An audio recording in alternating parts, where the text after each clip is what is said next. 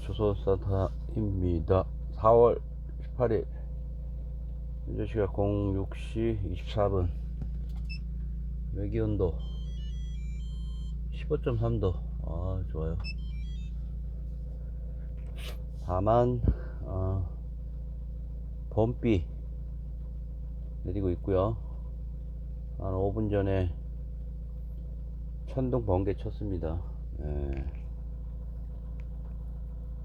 아니, 번개 치고 천둥 쳤지. 번개 번쩍 7초인가 천둥 13초인가 7초인가, 그죠?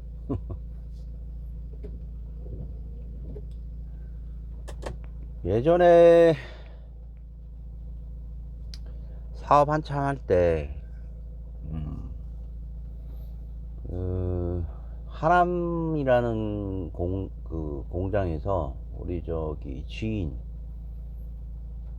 일본에서 이제 손님이 오시기로 한 거예요. 그때 명함을 받아갖고 어떤 내용이었냐면, 일본인하고 몇 개월간의 이제 그 협상을 벌인 내용이 하나 있었어요. 그게 뭐냐면, 기술 이전에 관련된, 지난 2010년 11년 요쯤인데, 기술 이전에 관련된 부분이었는데, 그냥 관계를 맺고 있다가 그런 일본 쪽의 에이전트, 한국 에이전트하고 관계를 맺고 있다가 이런 프로포절이 온 거예요. 내가 가지고 있는 이런 기술 중에 전선에 있는 레진을 닦아낼 수 있는 화공약품이 있다, 레시피가. 전선 피복을 닦아서 재활용하는 기술이 필요할 거 아니에요. 그런가요?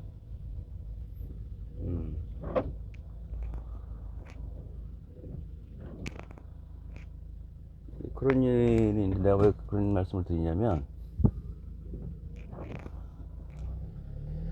아직까지만 해도 일본이 가지고 있는 나의 어떤 선입견이라고 할까, 그 동안에 그들의 있던 관점, 나의 관점은 일본에 대해서 상당히 이제 조직 생활이 회사와의 주종 관계에 의해서 좀 더 뭔가 어떤, 뭐라고 표현해야 되나, 배신과 배반이 없는, 최소한 회사에서는 평생 직장이라고 하잖아. 평생 직장, 그쵸? 평생 직장이라고 하는 어떤 일본 조직 내에서 자신이 가지고 있는 연구 기술 중에 하나를 회사에다가, 그때는 내가 어떻게 들었냐면은, 그때 제가 기술을 샀어요. 돈을 주고, 한 돈 1,000만 원 정도 주고 샀었는데, 이제 일본도 지난 91년 90년 89년 요때의 어떤 거품 경제로 인해서 개인과 회사 간에 있는 어떤 전통적인 신뢰관계가 무너지는구나. 그때가 벌써 91년이니까 2001년, 20년 후에. 92년도에 7월경에 도쿄를 갔을 때 누가 그러더라고. 나보다 한 살 많은 고학년이었던 것 같은데, ROTC, 여기 ROTC라고 그러면서 배낭여행, 그때 한참 이제 거의 뭐 초창기 배낭여행을 했던 것 같아. 젊은, 군대 가기 전에. 나도 군대 가기 전에 이제 샤팔할 때 간 거죠. 그야말로 샤팔할 때. 근데 그 양반이 그러더라고. 걔 그 아저씨는 좀 입체적으로 보는 것 같아.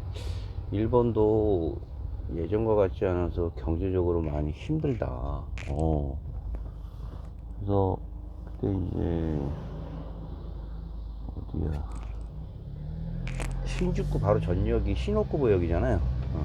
제일교포. 지금 생각하니까 제일교포가 있다는 건 줄 알았지. 아무튼 시노쿠보에서 하루 1박을 하는데 그 지하철 타기 전에 그런 얘기를 하더라고, 밤에. 아, 그때 왜 밤에 도착했지? 초저녁이었어, 초저녁. 12시, 11시에 타고 기내에서 비행기에서 1시간 정도 내리고 내려서 수도 밟고 기다렸다가 전철 타고 시노쿠보 갔구나. 시노쿠보에 갔는데 그거 하루까지만 이 프로그램에서 이제 숙박을 해준 거고, 그 이유는 본인이 알아서 숙박을 해결해야 되는 부분이었어. 지금 생각하면 좀 너무 무리였던 것 같아요. 그때 전화 아니면 편지 두 개뿐이 없었잖아요. 우리가 어떤 취할 수 있는 방법이. 전화도 막 국제전화 해가지고 이렇게 해야 되는데, 꼭 키세스라는 곳에서 1박만 이렇게 했던 기억이 나는데, 하루만 해주고 나머지는 10일 정도는 알아서 해라 그러고 쫙 뿌린 거지. 자생력을 키운 거지.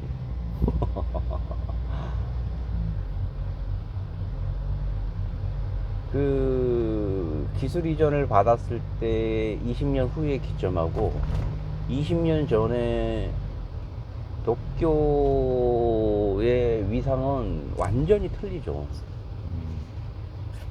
아이와, 소니, 샤프, 야, 이런 어마어마한 기업들과 그 우리 젊은 청춘들의 그런 어떤 욕망이 오버랩 되는 거죠. 그 국가에 대한 그 국가 이미지하고. 실제로 그랬어요. 논노 잡지, 그다음에 망가, 망가. 참 대단했던 것 같아. 예. 그 히가야시의 그 깨끗한 거리, 예전에 제가 한번 가고시마 갔을 때 그 충격을 말씀드렸는데, 그때도 뭐 그렇게까지 깨끗하지 않지만 뭐 엄청나게 깨끗했던 그 도시의 이미지, 도쿄 시내. 아, 그다음에 또 도쿄 스테이션, 인터내셔널 스테이션, 국제역에 대한 그런 어마어마한 스케일. 넉넉히 봤어, 넉넉히. 그때는 정말 그 사회적인 인프라가, 지금은 우리나라가 그에 못지않고 오히려 더 뛰어나다고 나는 생각을 해요, 일본보다. 인프라, 인프라라든가 이런 거는, 도로에 대한 어떤 사이즈, 그 질적인 면, 그 다음에 보수에 대한 즉각적인 피드백뿐. 근데 당시 92년 초 상반기의 한국의 모습과 일본의 모습은 전철에서 오가는 어떤 외부의 모습은 비슷했어. 마치 구로역 정도 됐던 것 같아. 나리타에서 내려서 그 시노코보 가는 거는 딱 한 거의 국도 비슷한 그런 느낌의 속도를 타는데, 내가 여기가 저 글자만 일본 글자가 아니면 여기가 도쿄역인지 구로역인지 신도림역인지 모를 정도로 유사했어. 근데 이제 내려서 편의점을, 패밀리마트 이런 게 있잖아요. 일본에서 이렇게 들어갔는데, 와, 그때 편의점은 내가 알기로 거의 우리나라에 이제 도입 초창기였고 1세대도 아니었지. 거의 0.5세대 정도 서서히 이제 우리나라에 소개됐을 무렵이었잖아요. 그 정렬된 수많은 그 식료품들의 막 그 다채로움 등이, 와, 정말. 특히나 그 면류 중에 라면 있잖아요. 그 라면, 뭐야? 라면이 있었는데, 즉석 라면이 또 눈에 띄더라고요. 즉석 라면. 음. 일단 뭐 패밀리마트 이런 데 가서는 뭐 이런 뭐 삼각김밥을 그때 이렇게 오니기리든가 뭐 하여튼 그걸 먹던 기억이 나고 그것도 되게 신기했고, 자판기가 너무 잘 돼 있어가지고, 응? 자판기. 자판기 어마어마했습니다, 자판기가. 그, 믿으실지 모르겠지만, 92년 당시에 500엔을 넣으면, 예를 들어서 500엔? 100엔? 100원? 100엔? 250엔? 얼마 했을 때 얼마를 하면 한 그 정도 선에서 100엔, 150엔, 200엔 뭐 이 정도 선에서 100엔이었을까? 100엔. 라면 그 자판기에 돈을 넣으면 뜨거운 물이 나와서 그 라면 그 즉석 인스턴트 라면을 먹을 수 있었어요. 그때 제가 골랐던 게 그렇게 맛있진 않았어, 솔직히. 카레 라면이었는데, 아, 굉장히 달기는 했지만 너무 충격적이었어 그때. 정말 충격적이었어. 와 하는 소리. 와 했지. 와.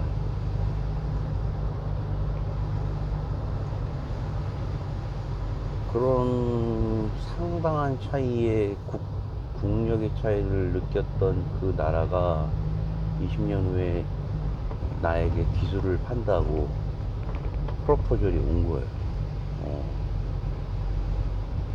그 내용은 방금 말씀드렸던 그 전선 피복에 대한 레진 끈적끈적한 거를 하나하나 일일이 떼어낼 수가 없잖아. 응? 그래서 그런 관련된 부분에 대한 디핑 방식으로 해가지고 그걸 싹 제거해 주는 거지. 화학 처리를. 그럼 아무튼 샀어. 샀는데 뭐 엔지니어라고 하는데 자기도 눈에 띄지 않는 곳에서 뭔가 기술 이전과 시연을 해보고 싶었던 거야. 그래서 나한테 관련 레시피들을 싹 전달을 해줬어요. 싹 전달을 해주고 내가 이제 기술을 산 거지. 그런 기억들이 나더라고. 일본인에 대한 어떤 전 세계적인 이미지는 뭐 선진국을 넘어, 그죠? 문화 강국으로서의 어떤 위치를 부과하고 있고, 어떤 수상 부분에 있어서도 인류가 가지고 있는 자산 문화에 대한 독특한 발상들을 재현하고 수상하는데 뭐 평가를 받고 있잖아요. 노벨 프라이즈 얘기한 거지. 다소 이해가 안 되는 부분이에요, 저는. 그냥 그 뭐 노벨 문학상이나 화학상 같은 경우는 그래요. 그들이 갖고 있는 특성상 그 지엽적인 부분이라고 할 수 있는 미시적인 부분에 대한 놀라운 그 깊이 있는 연구의 자료들이 즉각 성과를 낼 수 없는 부분에 대한 사회적인 인식, 허용되는 인식 등이 우리나라하고는 많이 틀리잖아요. 막 30년, 50년씩 한 분야에 말이죠. 그리고 뭐 자기는 외국에 있는 자료를 가지고 뭐 공부를 해본 적도 없고, 아니, 그런 얘기가 아니라 외국에 나갈 특별한 이유도 없다는 이유로 해서 상당히 어떻게 보면 되게 보수적으로 볼 수도 있지만 자부심, 일본 내에서 그런 사람들이 있다라는 거는 그게 자부심이잖아요. 독립적인 사회적인 인프라라든가 그런 아카데믹한 그런 참고문헌들이 해외에 굳이 나가지 않아도, 공부하지 않아도 이뤄낼 수 있는 성과였다라는 부분이잖아요. 물론 이제 이런 자료에 대한 오픈이라든가 평가 등은 받았기 때문에 이제 노벨상을 받았겠지. 하지만 우리 뭐 비교를 꼭 하자면 국내에서도 관련된 내용의 여러 가지 연구 성과들이 기대되고 있기도 하고, 공동 연구를 통해서 수상에 대한 기대를 하기도 했지만 아직까지는 뭐 성과를 받는 건 없고, 그냥 노벨 평화상 정도만 김대중 대통령이, 그죠? 그냥 유일의 노벨 평화상, 노벨상 수상자잖아. 처음엔 또 그 부분도 어찌나 평가절하 하셨던지 정치적인 반대자들이 김대중 선생을 갑자기 뭐 얘기하는 거는 그렇지만, 많은 분들이 그 선진진국으로 가기 위한 구체적인 초석을, 디딤돌을, 그러니까 선진국들이 그 자신을 추적했던 몇몇 나라들에 대한 사다리를 걷어차기 바로 직전에 김대중 국대의 놀라운 해안으로 국방 분야하고, 그죠? 국방, 물론 뭐 국방 분야도 그 전 대통령이었던 노태우 대통령이 그 불공 사업으로 인해서 국방 외교로 인한 그런 파급 효과가 이루어졌던 거라고 생각을 하잖아요. 채무 관련해서 채권에 대한 어떤 전체제, 소련의 구체제에서 가지고 있던 국가 채무가 이후 정치체계의 그 헤게모니가 러시아라는 어떤 국가명이 바뀌면서 다른 국가 체제로 바뀌잖아요.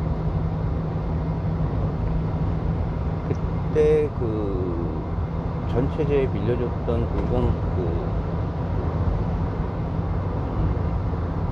채권 관련된 내용을 상환이 이루어지지 않아서 그런 부분에 대관으로 무기라든가 이런 부분을 기술이나 기술이나 무기를 가져가라라는 어떤 그들의 요구에 시큰둥했지만, 결국은 상당히 국가 국방산업의 초석이 될 만한 놀라운 내용들의 기술이 이전이 됐잖아요. 지금까지도 그 기술은, 그러니까 미국에 있는 장점과 러시아에 있는 장점 등이 융복함됐던 놀라운 어떤 그 경험이 현재 2023년, 22년에 이루어졌던 국방 수출에 대한 놀라운 성과로 이루어지는 것 같지 않나요? 그렇지 않나요? 특히나 그 지대공, 뭐 천무, K9, K 뭐 이런 그 전차 기술 같은 경우는 러시아에 있는 여러 가지 기술 등을 차용해서 밟고 오히려 그 미국에서도 그 확인을 해줬으면 좋겠다는, 자신들이 봤으면 좋겠다는 생각이 있을 정도로 러시아 기술이 훌륭한 게 많았다는 얘기잖아요. 공대지라든가 휴대용 무기라든가 다연장 로켓이라든가, 그리고 우리한테 알려지지 않은 여러 가지 숨겨진 기술들이 있을 것 같아요. 근데 이제 과도기였잖아, 과도기.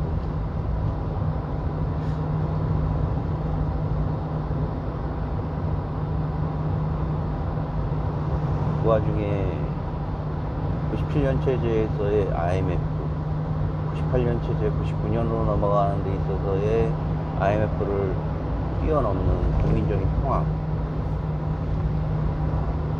거기서 일어나는 평소 자신이 50년간 생각해왔던 대통령으로서 준비해왔던 보복이 아닌, 그게 만약에 보복을 하기도 했다라면은 국가는 아마 상당히 후퇴했을 것 같아. 구체제에 대한 보복, 군사독재에 대한 보복을 만약 했다라면 상당 부분 우리나라는 지금 생각하니까 그게 그냥 멋있어 보이려고 하는 게 아니라 난 그렇게 이제 생각을 했거든요. 되게 좀 시크하게, 시큰둥하게. 뭐, 정리할 건 정리하고 해야지 자신을 도쿄까지 납치해 가서 죽이려고 했던 건 잔데, 그 일가 등이 또 대통령이 되는 아주 사회적인 해가 있긴 했었지만, 역사적으로 후퇴했다고 저는 생각을 합니다. 박근혜 대통령 경우. 어쨌든 그런 부분. 그 다음에 문화산업에 대한 경쟁력을 갖추기 위해서 상당 부분 국가가 감시하고 있었던 내용의 어떤 시스템의 제거가 있었잖아요. 앞으로는 지원은 하겠지만 지원에 따른 감독은 없다. 96년도에까지 어떤 일이 있었냐면, 극장에서 무언가 차기작으로 상영을 할 것 같으면 극장주는 한국영화진흥이라는 곳이었을 거예요. 제가 직접 거기서 아르바이트를 해봤는데 사장님이 어느 날 그러는 거예요. 서울 어디 가면 영화 무슨 진흥위원회가 있으니까 거기 가서 차기작에 대한 상영 그 사진이라든가 이런 게 있을 거 아니에요. 이런 거를 개봉하겠다. 그게 사실 그 한 국가에서 관리가 됐었어. 놀랍게도 모든 극장에서 무엇을 상영할지에 대한 거를 신고제, 허가제가 아니고, 지금은 신고제도 아니고 허가제도 아니고, 나중에 문제 생기면 뭐 그렇겠지만 영화 자체에 대한 관리 감독이 최소한의 것만 남겼잖아요. 근데 그 당시에는 다음 상영작이 무엇인지를 국가에 신고를 했어. 신고. 나 그때 그게 또 당연한 줄 알았어. 그런 부분을 99년도 이후에 김대중 체제에서는 반대를 일으키잖아요. 그리고 뭐하는 지원이 있지만 거기에 대한 묻지 않겠다 이거지. 한일적인 뭐 재무적인 거는 모르겠지만 뭐 국가 체제에 대한 반하는 거를 왜 만들었냐는 이런 기존에 갖고 있었던 군부 독재에서의 그 비민주적인 요소를 제거했다는 얘기잖아요. 많은 사람들이 그 당시에 그런 문화적인 시스템의 전환이, 그런 컨버팅을 그 격발했던 분이 김대중 대통령이고, 그런 그분의 결단으로 지금의 문화 강국이 되었다. 전까지만 해도 중국이나 이런 여타 독재 국가들이 갖는 문화적인 통제에, 그러니까 통제를 하다 보니까 오히려 자생력이라는 거, 경쟁력이 없어진 거예요. 그로 인해서 국제적인 감각이 떨어지니까, 국제적인 감각이 떨어진다는 거는 생산되는 출품작에 대해서 국제적인 호응을 얻을 수 없다는 거죠. 공감을 얻을 수 없어요. 일본은 아직도 말이죠, 최고 그 지위를 가지고 있는 자에 대한 기자회견, 얘는 수상이라든가, 그 기자가 뭐 무례한 내용으로 뭐 질문을 한다든가 이런 내용에 대해서 그다지 썩 좋은 평가를 받지 못하는 사회적인 분위기예요. 제가 직접 그 일본 수상이 기자회견을 했을 때 답변을 잘 못하니까 막 기자가 뭐라고 하니까, 저기 당신이 어디 기자냐고, 어디 무례하다 이렇게 대놓고 할 수가 있습니다. 있을 수 없는 일이지. 대통령한테도 말이죠, 뭐 무례하다라고는 할 수 있으나 웬만한 건 다 질의응답으로 다 답변을 하잖아요. 공산당 체제인 중국이나 뭐 베트남이라든가 태국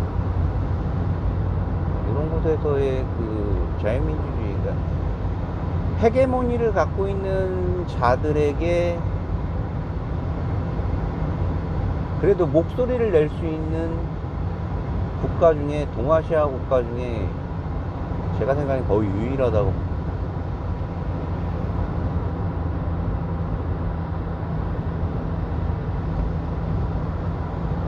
제가 79년도부터 해서 84년도, 88년도, 92년도 이때는요, 아무리 사회적으로 민주화됐다고 해도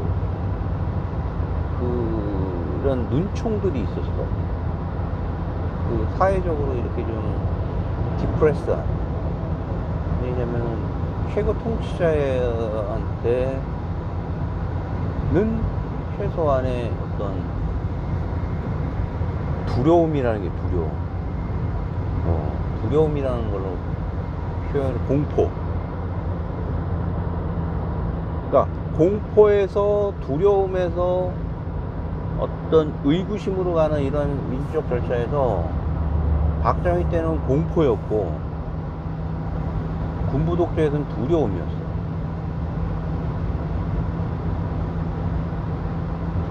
말 잘못하면 상당히 고초를 얻는다, 겪는다. 학생 때 그런 게 느껴질 정도였습니다. 시위하다가 말이죠, 어느 날 우리 생물 선생님이 87년도에 얼굴이 퉁퉁퉁 부어서 왔어. 그때가 언젠가요? 그때가 우리나라 민주체제에 대한 분수령이 있던 때잖아요. 그때 올림픽이라는 부분이 없었다라고 그러면 우리는 군부 독재에 강하게 진압이 됐을 거라는 얘기가 있어요. 미국의 레이건이 소련과 미국의 냉전하에서의 극단적인 편향적인 올림픽 미참가국에 대한 아쉬움이 88년에 이루어지는 양극단의 체제 융합으로 새롭게 시작되는 올림픽이 될 것이다 라고까지 이렇게 선전을 했는데, 아주 큰 형님이, 미국이라는 형님이 전도하는 고민이 많았어요. 사회에서 올라오는 여러 요구라든가 합리화를, 시스템을 요청을 했는데 그거에 일일이 받아들이려니까 체제에 대한 두려움이, 기반이 점점점 없어지는 거죠. 심지어는 다시 한번 대통령 직선제를 하자는 공화국의 헌법을 바꾸자는 내용의 시위들을 막 하는 거예요. 이것들이 국민들에게 어디 이것들이 갈 때까지 가려나 보다 하고, 당시에 올림픽이라는 스포트라이트를 사우스 코리아가 받지 못했으면 우리는 80년 5.18을 준하는 폭동 사태의 진압을 맛봤을 거예요.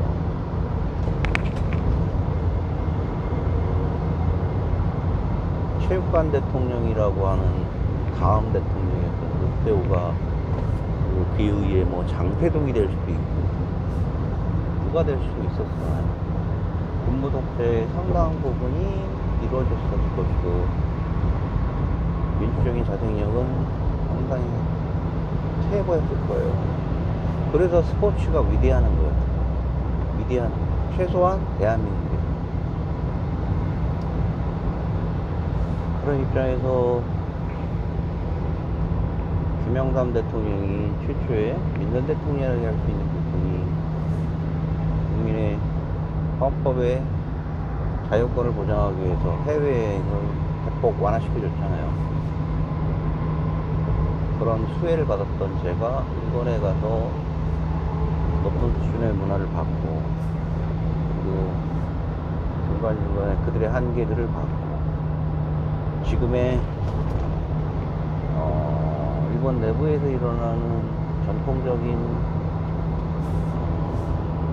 붕괴 등의 붕괴 등도 지켜보고, 한국과 일본 간에 격차가 있는 부분이 많이 완화됐다는 부분에서 격세지감을 갖는다 라는 게 오늘의 주제였던 것 같아요. 격세지감을 나리타 공항에서 겪었던 그 한국인에 대한 30년 전 1992년 그런 어떤 입주 절차에 대한 어떤 위세와 지금의 위세는 완전히 다르다고 하더라고요. 가오시마 갔을 때 너무 많이 다르더라고요. 그렇습니다. 그런 꼭지로 한번 얘기를 해봤고요. 과거 사업을 할 때 지금 기술 차입에 대한 경험을 한번 말씀드렸고, 동력과 돌아적인 대통령들이 취했던 스탠스와 민주화 등에 대해서 한번 말씀드렸어요. 별 없이. 비가 보슬보슬 내리고 있습니다. 농사에 아주 필요한 비인 것 같고, 캄차카 반도에서 일어났던 화산양성에 대해서 우려를 하게 됩니다. 그런 부분은 내일 좀 다시 얘기를 해야겠다. 아이고, 조선 산타였습니다. 감사합니다.